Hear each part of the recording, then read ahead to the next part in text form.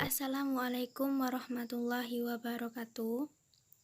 Assalatu wassalamu ala asrofil anbiya'i wal mursalin wa ala alihi wa sahbihi ajmain amma ba'du. Pertama-tama, marilah kita panjatkan puja dan puji syukur kehadirat Allah Subhanahu wa taala karena pada hari ini kita masih diberikan kesehatan jasmani dan rohani. Baiklah, di sini saya akan sedikit berpidato tentang kebiasaan baru di era pandemi COVID-19.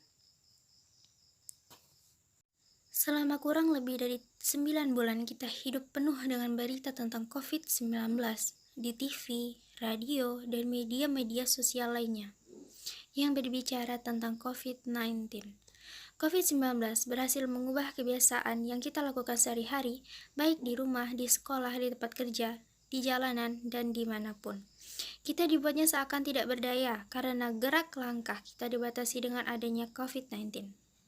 Sehingga membuat kita tidak produktif yang berdampak pada masalah ekonomi, keluarga, masyarakat, daerah, dan negara. COVID-19 atau COVID-19 ditandai dengan munculnya gejala batuk, pilek, flu, demam, dan gangguan pernapasan. Namun, ada juga yang tidak mengalami atau dampak muncul gejalanya dan dalam kondisi parah bisa menyebabkan gagal pernapasan dan berakhir pada kematian. Virus dapat berpindah secara langsung melalui percikan batuk atau bersin dan napas orang yang terinfeksi yang kemudian terhirup orang sehat. Virus juga dapat menyebar secara tidak langsung melalui benda-benda yang tercemar. Virus akibat percikan atau sentuhan tangan orang yang tercemar virus. Virus bisa tertinggal di permukaan benda-benda dan hidup selama beberapa jam hingga beberapa hari, namun cairan disinfektan dapat membunuhnya. Untuk melawan virus, hal utama yang perlu kita lakukan adalah melakukan tindakan pencegahan seperti mencuci tangan, menggunakan masker, terus meningkatkan daya tahan tubuh, dan menjaga jarak. Apakah kita mau terus hidup dengan pembatas? Tinggal di rumah terus? Sudah pasti jawabannya tidak. Tentunya kita ingin kembali bisa bekerja, belajar, bermain, bersosialisasi, atau aktivitas lainnya agar dapat produktif di era pandemi. Hal ini bisa dilakukan kalau kita beradaptasi dengan kebiasaan baru, yaitu disiplin hidup sehat dengan menerapkan protokol kesehatan secara ketat. Kebiasaan baru untuk hidup lebih sehat harus terus-menerus dilakukan di masyarakat dan setiap individu, sehingga menjadi norma sosial dan norma individu baru dalam kehidupan sehari-hari.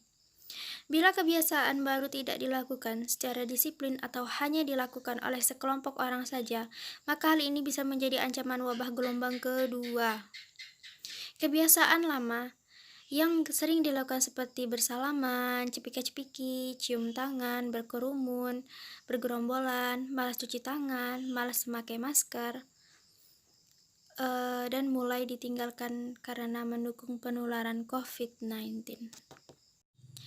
Di sini kita dituntut untuk mampu mengadaptasi atau menyesuaikan kebiasaan baru dimanapun kita berada, seperti di sekolah, di rumah, di kantor, di tempat ibadah, atau di terminal, di pasar, dan di mal.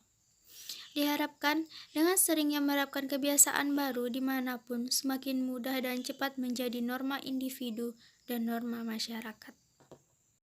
Dengan demikian kita bisa bekerja, belajar, beribadah, beraktivitas lainnya dengan aman, sehat, dan produktif.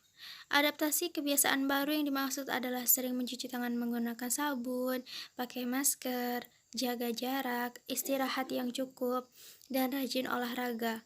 Makan makanan yang bergizi seimbang. Inilah pesan kunci yang perlu dilakukan secara disiplin, baik secara individu maupun kolektif agar tujuan yang dimaksud dapat tercapai.